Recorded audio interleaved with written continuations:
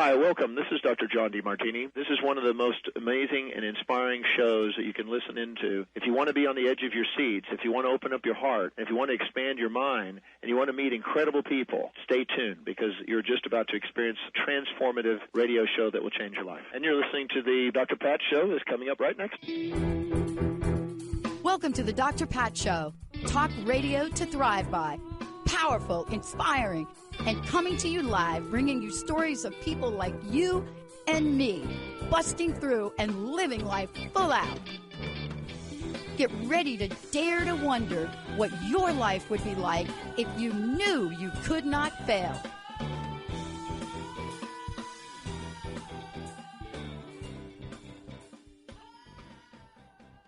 Hey, everybody, welcome. It's so great to have all of you tune us in and turn us on. Every time I think about having a conversation with Sarah Main, I get really jazzed up. I get really excited. But, part of this is that I get to have a conversation before the conversation and then take a look at what we're going to talk about. And she and I looked at a number of things, but mostly Sarah. And for those of you out there, what you should know is that Sarah has dedicated her life to an understanding of deeper meaning. But that deeper meaning is based on wisdom, a wisdom that comes from Sanskrit. And when you think about that wisdom, you have to ask yourself, how old is that? How far back does that go? And what have we lost in translation and transition? Now, many of you know that as you're watching some of these really ancient scrolls being translated, you're kind of wondering, how did we not get it right the first time? There are many meanings to many things, even in our contemporary world. When I say the word power and you say the word power, what you may be thinking is something totally different. But there's this meaning, and this meaning that I'm referring to is a deep meaning. That's what Sarah has done. Sarah Main is the author of Conscious Confidence and so much more. She's created a platform to help people of all ages rise up and understand the powerful, powerful meaning of conscious confidence. But that's not all. How do you then take that and move forward to that we understand how Sanskrit describes the energy of something precisely from the inside out? Today, we're going to talk about some of the words that we hear regularly now in different realms. Sarah, great to have you. It's awesome. Thank you, Dr. Pat. It's wonderful to be with you on your show. I was thinking about this today, and the three words that we're going to start to talk about, especially one of them in particular, is used quite a bit by mostly men and very little by women. And it's very hard sometimes for us women to say things like, I am powerful or I am power.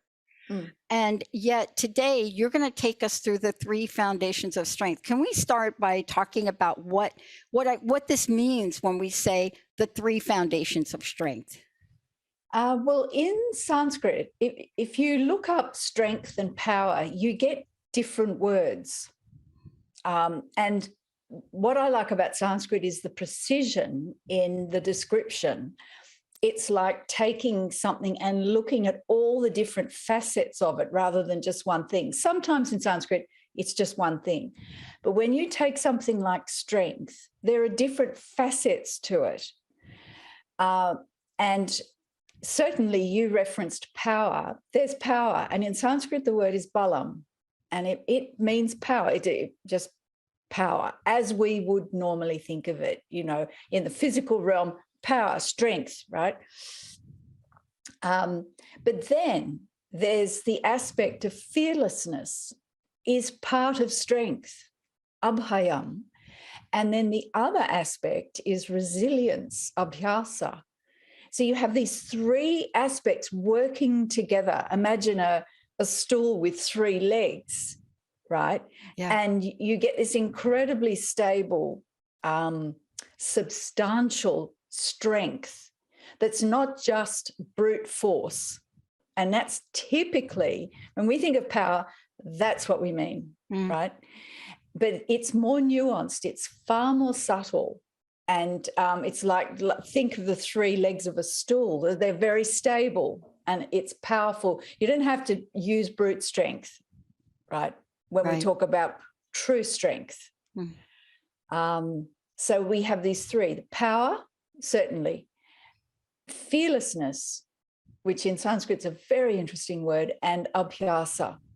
So these are the three. And then, of course, you could add in perseverance, but I like to think of the three key things. Yeah.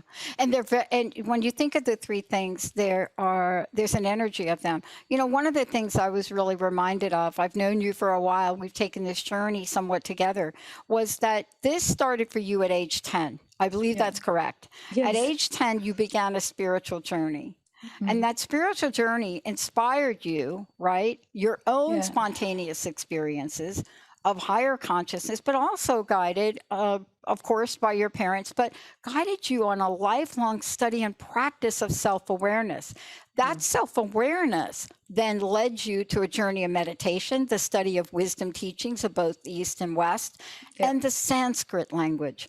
I want to take a minute to talk about this, if we could, because there is an energetic fascination with Sanskrit. Most people don't even know that that is what it is.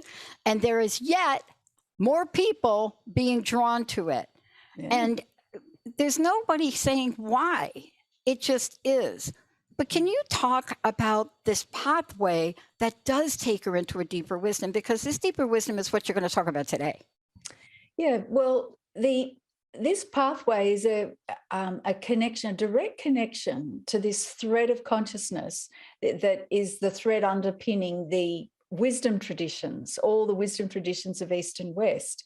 It's always been there. It comes with the universe, with the creation.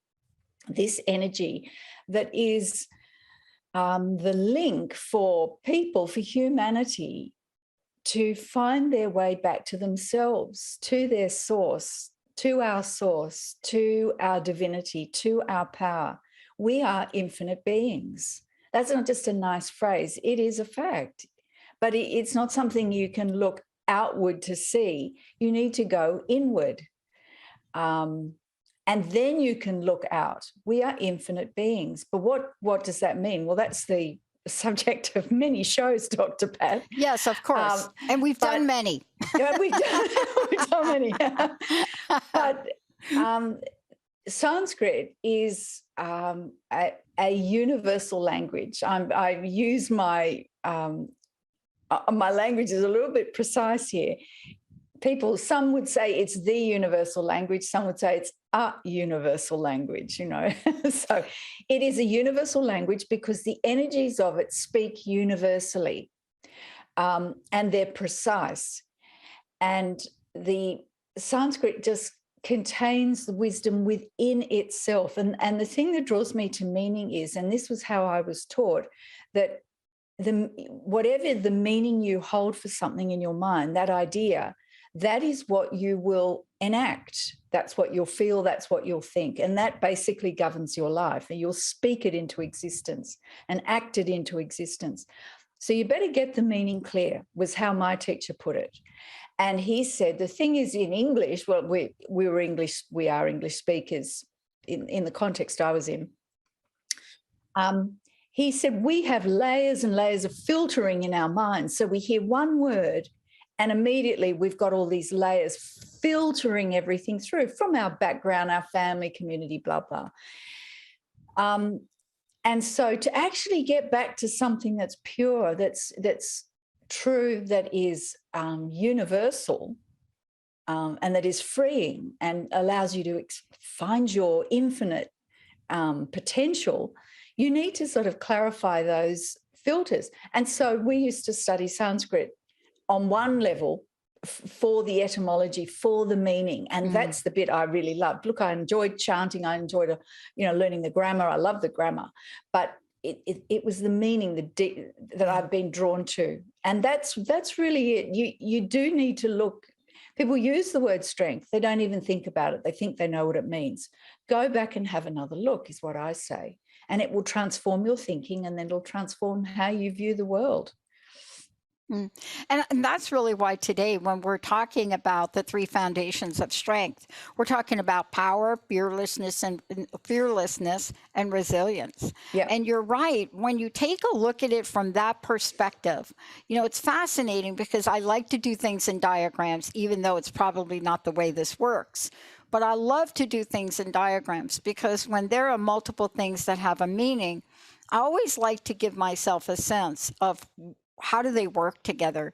And what was fascinating when I looked at this in my own version of a Venn diagram, I had a very different view of it. When I saw the energy, and we're using the language words because that's what we have to say, words. Yeah. But there is an energy that comes forward.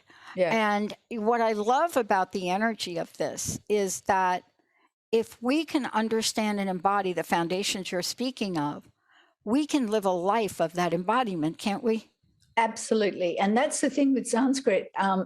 Sanskrit is, it's hard to say, describe in words. It's very experiential because Sanskrit actually describes the energy of something, and the energy is the doing, the being of something. It's not an object. You know, I can hold up a cup. I'm holding up a cup if you're listening to this. That's we in our minds, we automatically, and this is how we're programmed, we think in objects, and particularly in English, we think that is just a thing, right? Sanskrit doesn't see that as a thing. It sees that as a cup, a mug that's mugging, or a cup that's cupping. It's an activity. That cup is an activity that is active, that is energy, doing something right now. And if this starts to leak, then it's no longer doing what it's intended to do. It's changed its form, but it comes from the energy. So you could take a bird is singing or the song is birding, right? Right? Turn it around. So everything is energy. It's a being, even though we just see, our eyes just glance over and see form, name and form and color. And we don't actually connect with the energy inside it. And Sanskrit speaks about the inside, from the inside out. And that's why it's absolutely pure. It's transformative. And the thing is, the wisdom in Sanskrit has never changed. So, you know, and that's an important element. That's the element that I want to really talk to here, because for those of you just tuning in, it's so great to have Sarah Main joining me here today. I wanted to have this conversation with her because there is wisdom beyond wisdom. And the reason I wanted to have this conversation, because if people could recognize in their lives the energy, right? They will be able to have a sense of something that can guide them, direct them, or help them in a place of being. And that's why we're talking about the true nature of true, the nature of true strength. You know, it's fascinating. I want to talk to you about this when we come back from break. You know, I've looked at the show, I prepared the show.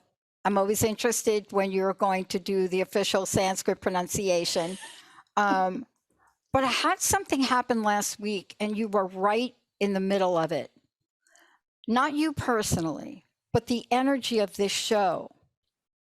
And it was so absolutely obvious to me that I was right in the middle of advocating for another client on a book cover.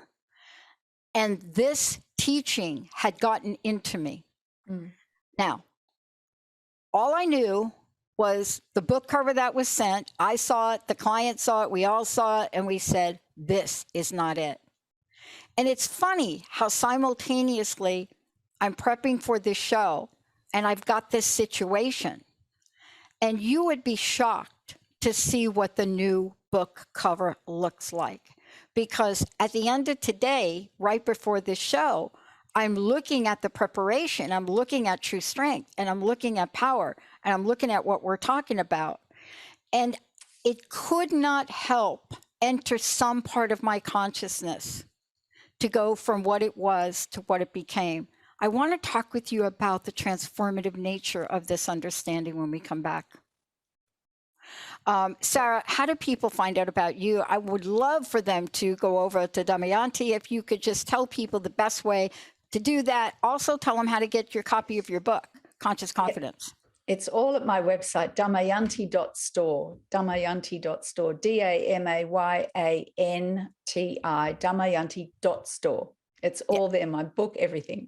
Yeah, and there's lots of information about how to find out more about Sarah, but also how you can work with Sarah. I mean, the work that she's doing now is speaking. She has a podcast, but even more importantly, she is sharing this information. She is teaching this wisdom to both adults and children. When we come back, we're going to take a closer look at the words, but mostly the energy. When you feel the energy that comes forward, ask yourself, am I able to take that in? I know for me over the weekend, it was a little bit difficult until this morning. Let's take a short break, Jacob. We'll be right back.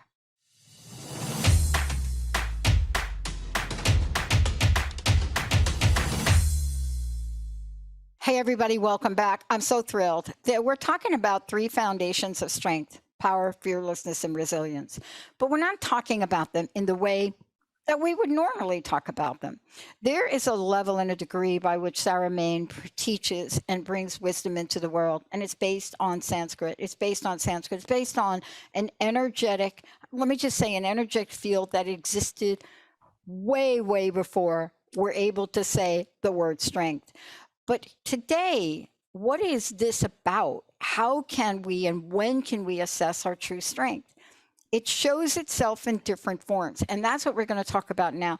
Sarah, I want to just tell you without taking up a lot of time, because I really want people to get this. It's not a coincidence that you and I discussed this before last week. I had this unusual situation last week. And how do you take something that you know is not working and allow for the strength to come forward in you to create the thing that was meant to be created? And it was no coincidence that I'm prepping for the show and I've got this other situation. I will tell you this: if you were to see the differences between the image on Friday and the image today, you would understand it. I think I'll show it to you during the break. But there's no rational, logical explanation that I have for that energy, except simultaneously prepping for this show, looking at this, looking at the words, doing some research, listening to the sound, because I go online and listen. I don't know if their pronunciation's proper, but listening to the sound, and here we go. Can you talk about the 3 foundations of strength? We talked a little bit about power, but I want to talk with you about how these come forward together to energize what we now call the foundations of strength. Yes. Well, it's very apt that you had that situation, but if your mind was absorbed in and open to this other energy, this other wisdom through Sanskrit, of course, and you connect with it, how fortunate is it that field of energy, that wisdom is available to you. And the thing is, that's the whole point of this. This is not to become Sanskrit scholars. It'd be great if everyone did, but that's not why I do all of this, is to make some of this energy available. It is available, but you need to know about it. And then for you to just have that, often it's just that awareness is sufficient, that the right energy to navigate the situation that you're in, you suddenly find that there's a whole different realm of resources, of energy, of knowledge, as to how to navigate a situation that could potentially be challenging, without just habitual reactions, right? Which reaction creates the same result. And it can create division or whatever it is. But if you navigate with presence, and with access to true wisdom and the energy, then all of a sudden you're operating at a completely different level, different field of existence altogether. And you can meet some incredibly challenging situations, but you bring that universal energy with you, that presence at the time. And you're resourced and energized in a completely different way. And I certainly did that in, nearly 40 years of teaching. Yeah. Naturally you're dealing with families and children and so on, and you can meet some quite difficult situations. But to have that wisdom, that presence, was all the tools I needed, knowing that the energy and the wisdom was right there in the present moment for what was needed to resolve the situation harmoniously and correctly so that everyone could move forward. Yeah. I love that we're talking about this because there have been epic legends, people that have walked the earth. There have been heroic feats that express power. I have to tell you, even in the world we're living in now, there has never been a greater time where we have iconicized people that are in our acting, Hollywood, Bollywood, wherever you want to be, that represent heroes. There has never been a more prevalent time where heroes have become important.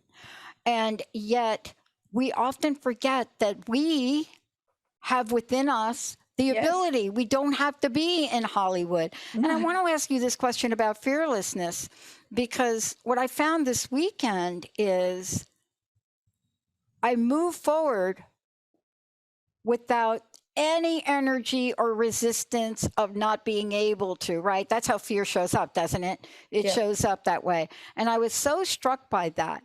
But let's take a look a little deeper into fearlessness. And some people think, oh, fearlessness is the opposite of fear. I'm not so sure. I've had this conversation, right? But let's talk about that. See, we go to fearlessness and we say, oh, that's just the opposite of that. But it's not, is it? Yeah. No, in Sanskrit, the word is abhayam. Now, the word, that's in two parts. There's a short a, we'll talk about that in a minute, and then there's bhayam. And bhayam means fear. Bhayam means fear. Okay, fear. Fear is fear. That essential feeling of fear that we recognize, that energy of fear. Abhayam means literally sort of without fear. And it doesn't mean you don't feel fear. It's just that you can act despite it, without it, right? There's a lot of words to describe this. Now, that short up, the way I was taught by my teacher was that short is a measure of pure consciousness, pure conscious awareness is a measure of that. And what it does is it protects you from the fear. Bahayam. You are protected by pure conscious awareness, right? Now, the body may be registering some sort of fear response, right? Racing heartbeat, whatever, all of those fear responses in the body. We know that, adrenaline, etc. But with the pure conscious awareness, you needn't be dictated to by those fear responses in the body. And those fear responses can rise and then fall away. And in a situation that could be incredibly fearful, you can be completely calm and you're protected by that measure of pure conscious awareness in the present moment. Feet on the ground, present, abhayam. Now, that is a completely different consideration from just fear, no fear, because people are always trying to achieve this state of not feeling fear. Well, that's like trying to achieve a state of not experiencing windy weather outside. Wind happens, rain happens. And fear can be triggered in the body. At the fight-flight level, it's a natural human response and has its purpose. If you were facing a tiger and you need to get out of the way, well, the adrenaline, et cetera, allows the body to run beyond its normal capacity, et cetera, et cetera.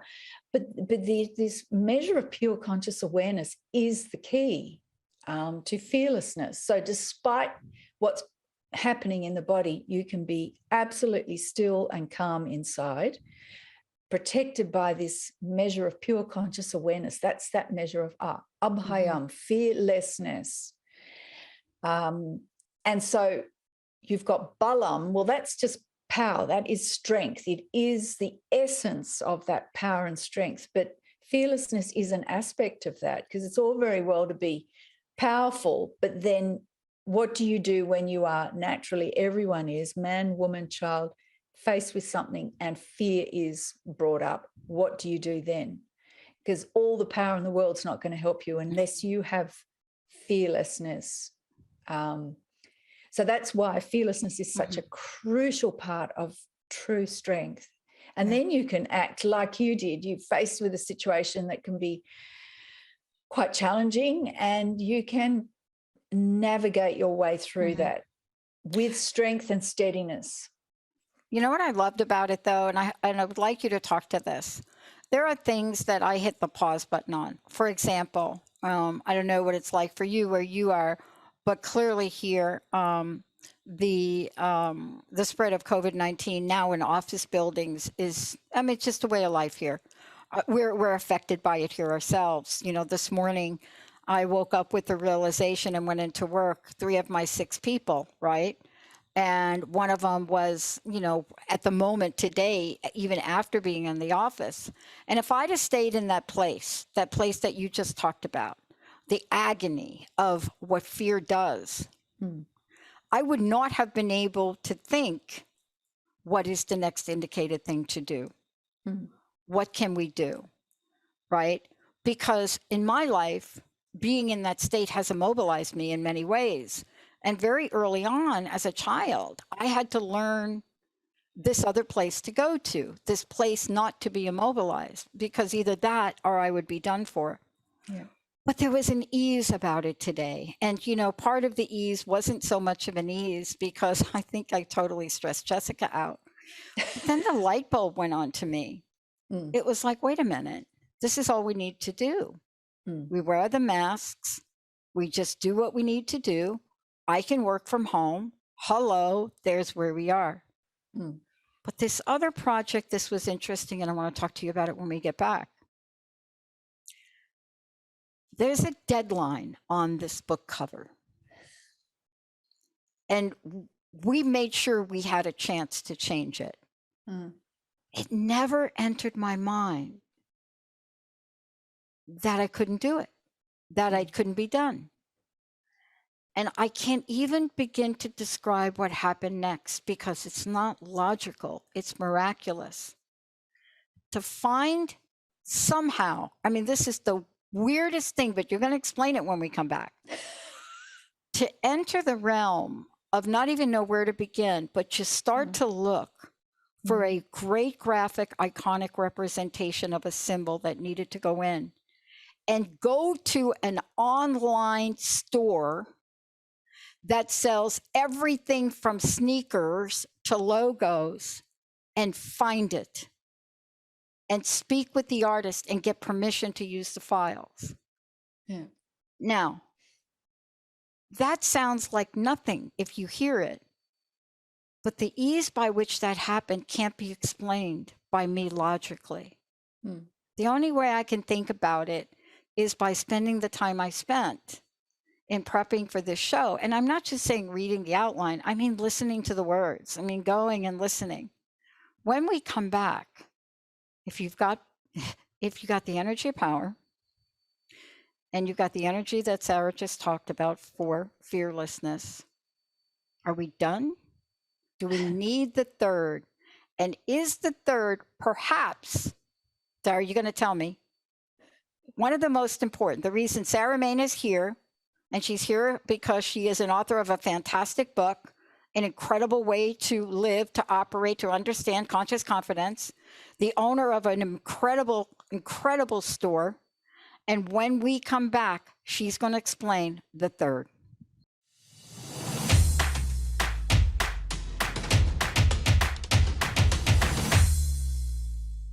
Hey, everybody, welcome back. I have to tell you all, it has been for me such an honor to be able to, first of all, the honor of being able to call Sarah Main my friend and colleague, but more importantly, to be on a journey where I have become a student in more ways than not about understanding this wisdom and understanding even my draw to it in such an interesting way, which I promised I probably wouldn't bring it up. But my draw to Sanskrit from an early time. And then, you know, imagine me a kid in New York and seeing what I call symbols, but I now know their language, but seeing these and just be like, I got to have that somewhere, right? It's hard to explain the energy of it. I'm trying to explain it through another example, but nobody does it better than Sarah Main. Sarah, a minute. How do they, because people can go to Damayanti and they can, did I pronounce that correctly? Yes, Damayanti. Close enough? Okay. And they can go there and they could see exactly what we're talking about. And there are ways for people to purchase the energy that we're talking about. And I have to tell you, I'm sorry, I have to do this. I know this is not available anymore, but I don't leave the house. I'm telling you, I don't know what it is. I don't leave the house. I do not go out without that. Your Prima bracelet. I'm not kidding. And I have to wear it playing table tennis, and I didn't have it on Saturday, and it was a problem. But what I want to say is there's an energy that we absorb, and sometimes we can't see it. I'm aware of it because I knew I was prepping for the show. I want to talk about the third. People have said to me in my life, Pat, if you had a middle name, it would be this. Well, either this word or just stubborn.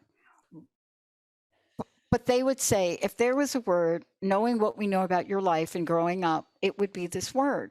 But I don't think they understand the Sanskrit meaning of this word. Tell us about the third foundation. The third foundation is abhyasa, which is resilience. And, you know, everything you've described about the book cover, for example, is an indication of resilience. And abhyasa, in its sort of standard understanding, means returning again and again to the discipline. And that's typically referred to in relation to spiritual discipline, some sort of devotee or someone engaged in spiritual practices. However, the very fact of returning again and again to something implies and indicates resilience. You have to, no matter what is happening, you come back again and again. And so it means you don't give up. And in English, the word resilience in English comes from the Latin resilire, which means to literally be pulled out of shape and then to come back into shape, to snap back. Think of a piece of elastic. So rather than snap and break, you may get stretched, and certainly by challenges in a situation, but then you're able to come back to your proper shape. And that's actually what the word means. So learning resilience means you have to keep coming back again and again. And like you say, you had a focus, say, on the book cover, and you came back to that again and again rather than just giving up. You knew it wasn't right. But the interesting thing is, if I can comment on your description, you kept on talking about this energy and logically this and logically that. That's a big part of our problem of how, you know, the sort of limitations that we live in is that we live by this sort of logical thinking mind. In Sanskrit it's called manas, and it you know, we think that is it. That is what is governing our thoughts and our feelings and our decisions throughout the day. It actually is governing our reactions. It's not conscious thought, it's reactive. And it's limited. The logical thinking mind is a tool. It's not designed to be the governor of what we do. And we literally sort of go to sleep, basically, and we're not as consciously aware as we can be. And so we live in this sort of smaller sphere. And then a situation, you connect and you enter into a larger sphere of wisdom. And, you know, you were studying these Sanskrit words, and it opens you up to a whole different realm of energy. And you realize you're speaking about things that appear to your logical thinking mind as miraculous, right? You go, this woman, the Etsy, and this and that. But at another level, this is just completely practical. It just flows.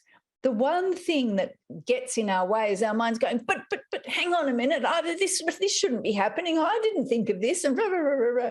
So, but notice that, because if we just follow that all the time, we'll just live in this limited sphere, right? Whereas if we surrender that sort of logical thinking mind, it's there, but it's playing its proper role, rather than controlling, it's doing its proper job. And then all of a sudden, it's just this whole different realm where it is miraculous, because we are, and I'll go back to the original statement I made at the beginning of the show, we are infinite beings. We are infinite beings. And that means, of course, it's possible. And the fact that it was a woman's thing on Etsy, and of course she'd give it to you, you'll give her credit. Why not? And it's an abundance there rather than a lack. Like, oh my God, how am I going to do this? I'm not going to think that covers due. That's lack. Whereas you get into this realm of infinite universal wisdom, it's abundance. Whatever you need is there, readily available. And it's a flow. Thank you for that. Because when you take a look at these words independently in the English language, flow is not what you get. But right?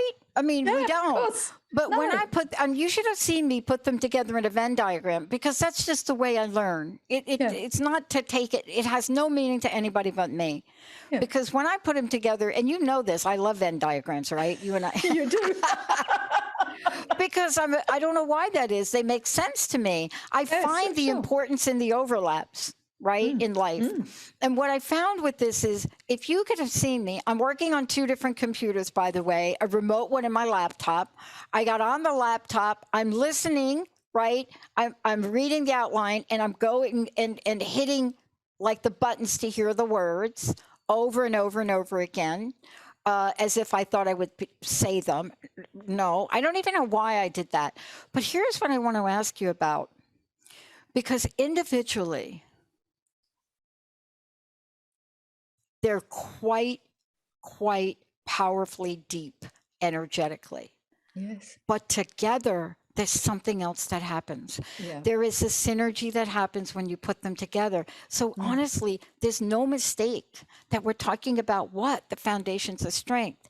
Yeah. I want to ask you about this, because I was sitting there this morning and we got the designs back, and I worked all weekend with my artist back and forth, but I never doubted. I mean, we were almost there, and my other artist is brilliant. He's genius.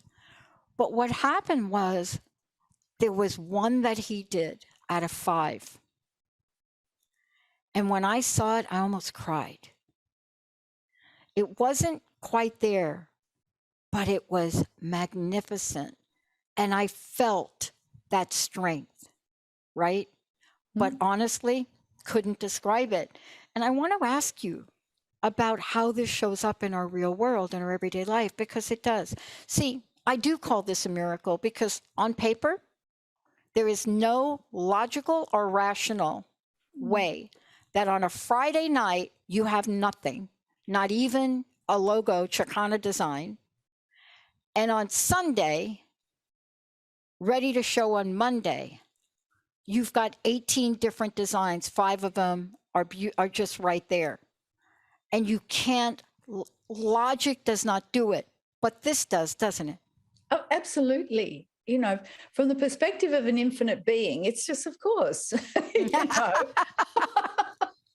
From the point of view of a limited person who's got to be in the driving seat of everything and has got to think and know and, you know, and blah, blah, blah, blah, blah, it's impossible, right?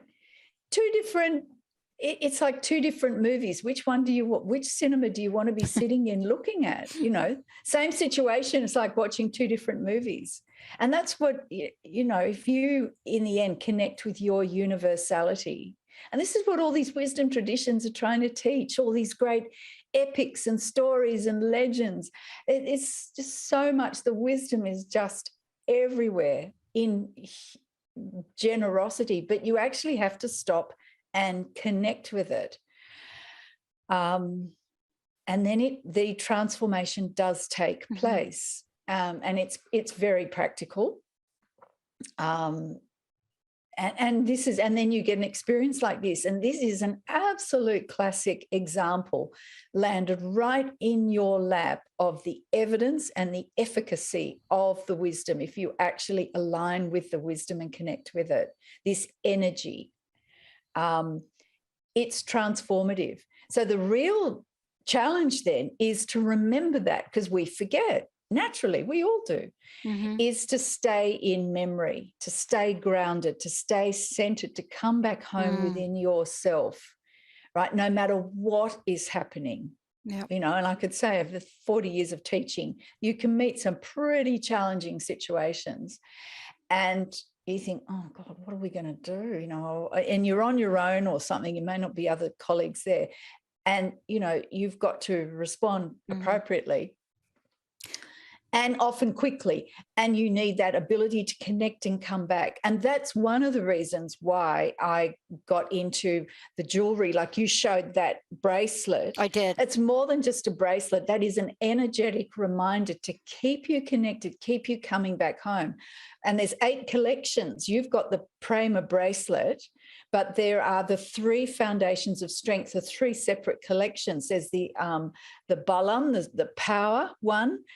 There's the Fearlessness one, Abhayam, and there's Abhyasa, resilience. And when I was looking into those, I realized they actually, as you said, there was a synergy. That's why they do work together as the 3 foundations of true strength. But that's one of the reasons for creating this range of jewelry in particular, is to keep that energetic reminder with you so that you are connected to this energy. It's universal wisdom, and you're operating and you're living at a different realm, and that can only deepen and expand because we are infinite beings. You know, infinite doesn't have a boundary. Not only doesn't it have a boundary, but what I find, and I want to talk to you about how we bring this all together when we come back. What happened over the weekend, and I think during this break, Jacob, I think I want to show Sarah the drawing so she can comment. And we can't show the audience yet, but stay tuned, we will. But there's something that is so, I can't find the word. I really can't find the word. There's something that happens so naturally in a situation that we just don't understand. Let's take a short break, everybody. We'll be right back.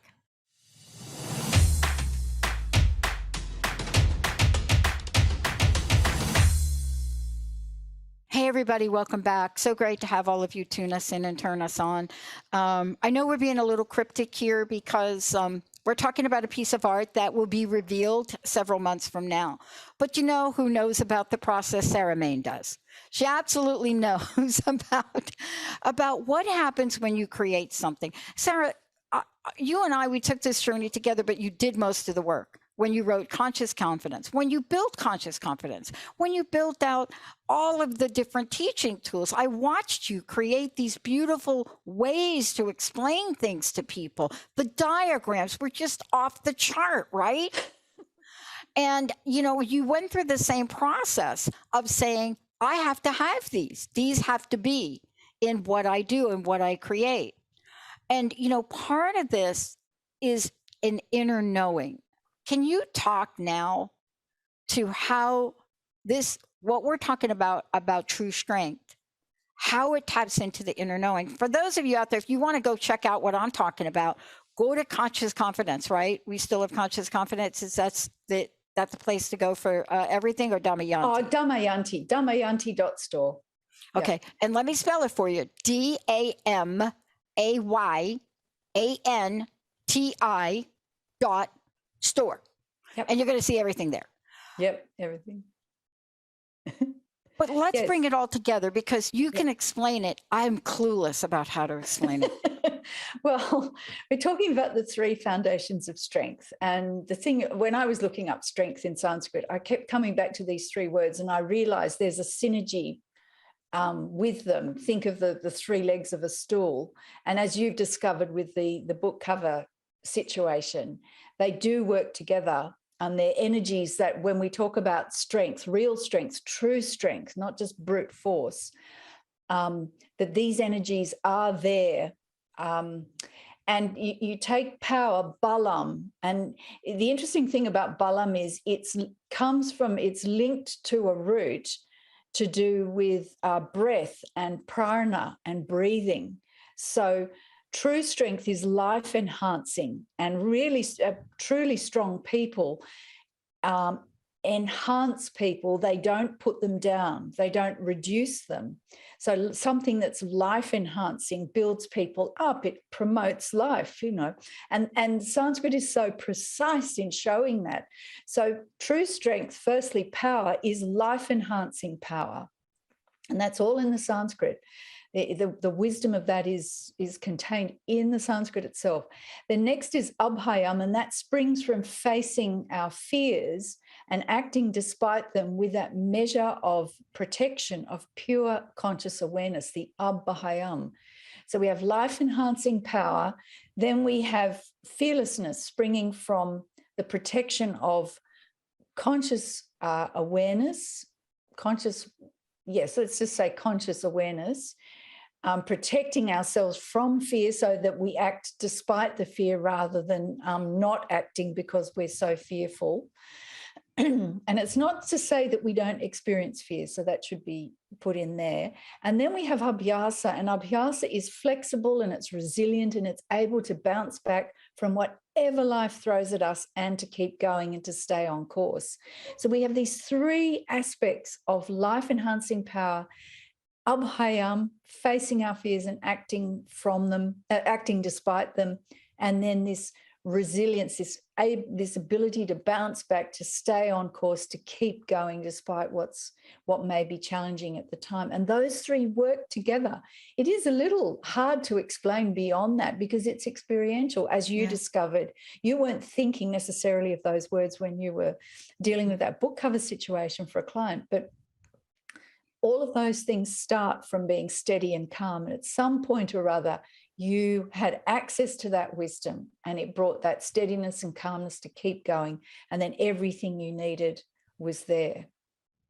And I don't think there was any real mystery in the fact that while I was prepping to do this show with you, as I always do, prepare for it, that I wanted to hear the words. You know, I've always been fascinated by the sound, right?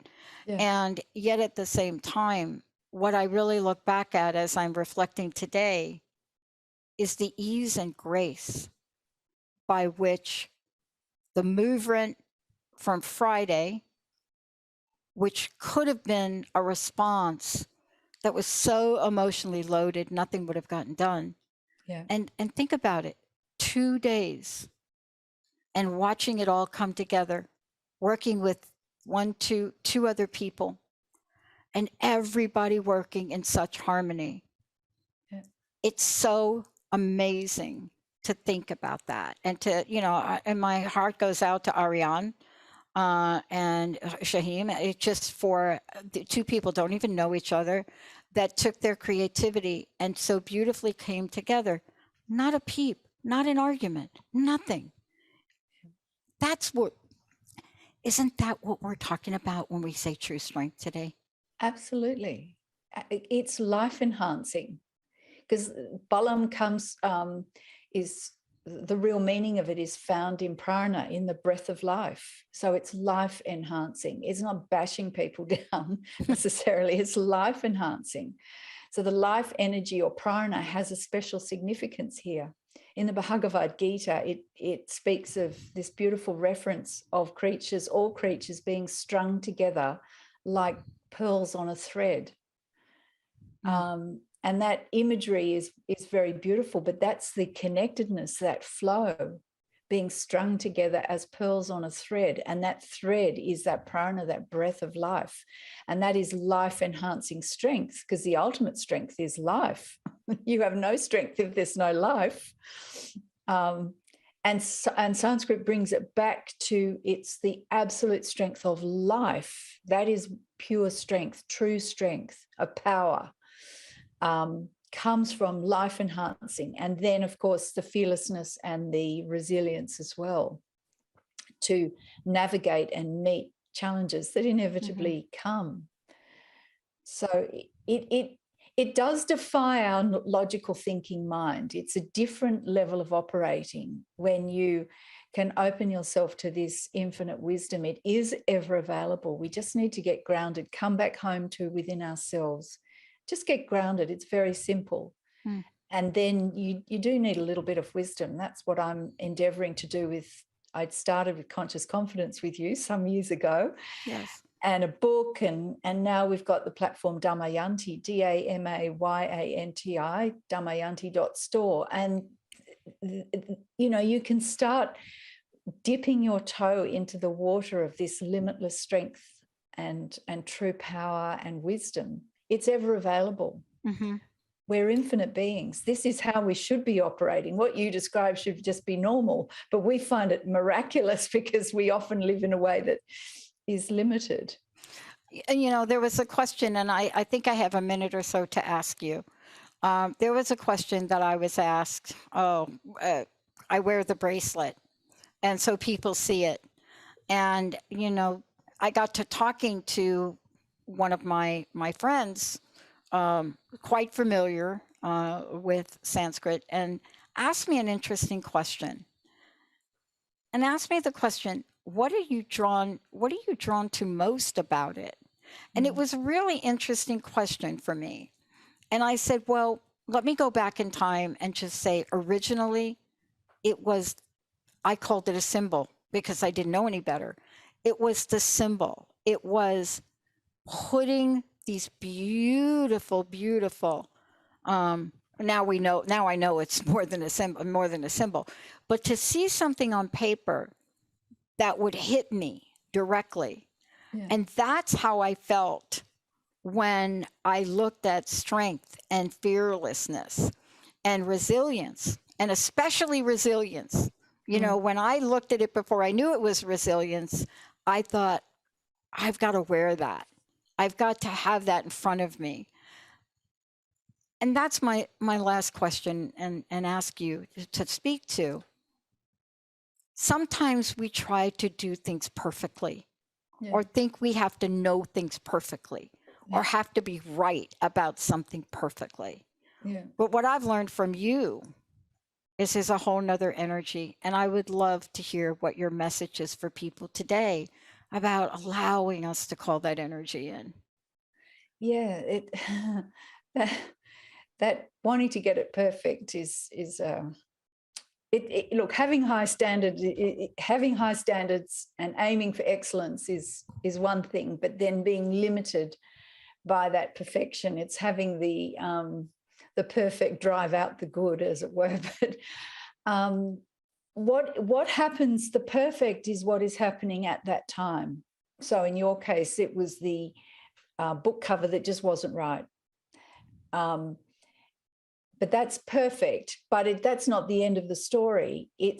That is an opportunity to engage, apply intelligence, and follow the path wherever it led. And you knew that what you were aiming at was the right book cover. You didn't have an idea of that, but you'll know it when you see it. So you just have to keep engaging.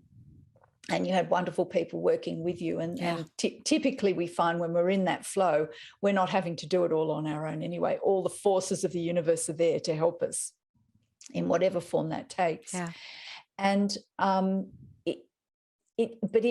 key bit is to enter into a wider sphere of knowledge and energy and power at that time and strength. And you need wisdom to do that, frankly. You need some sort of wisdom. Otherwise, you're just operating within your same sphere of thoughts and knowledge that you normally do, and you'll get the same result. So knowing that there was something greater, and it just happened that you were studying the words that we were going to talk about today, opens the door, and you entered into that. And it's been interesting for me to see you start with Sanskrit when we first met, that it was just these symbols, and then you loved the sound of it. But more lately, you're actually getting kind of what I was trying to get in the first place, which was this wisdom. And it is transformative. It shows you how little you have to do, because the universe is used to operating quite efficiently, thank you very much, and doesn't need us efforting all over the place. Exactly. And that's what I love about this. And Sarah, I know we're going to talk more. You have your own podcast. You've made this energy, you've made this available for people like me that start from a place of little or no knowing to step into a world that we find is so transformative. I want to thank you so much for everything you do. I know we'll be talking again. Thank you so much for all of it. Thank you so much. Sarah Main, everybody. Again, please check it out. You'll see what we're talking about. Her podcast is over at damayanti.store. And for those of you out there that are wondering about exactly what she's talking about, you'll be able to see it. You'll be able to hear it, listen to her archives. You'll hear me back a couple years ago just fumbling around, and I feel a bit more enlightened today. Thank you, Sarah Main. Thank you, Dr. Pat. Thank you. All right. Thank you, Jacob, and thank you all out there. We'll see you next time.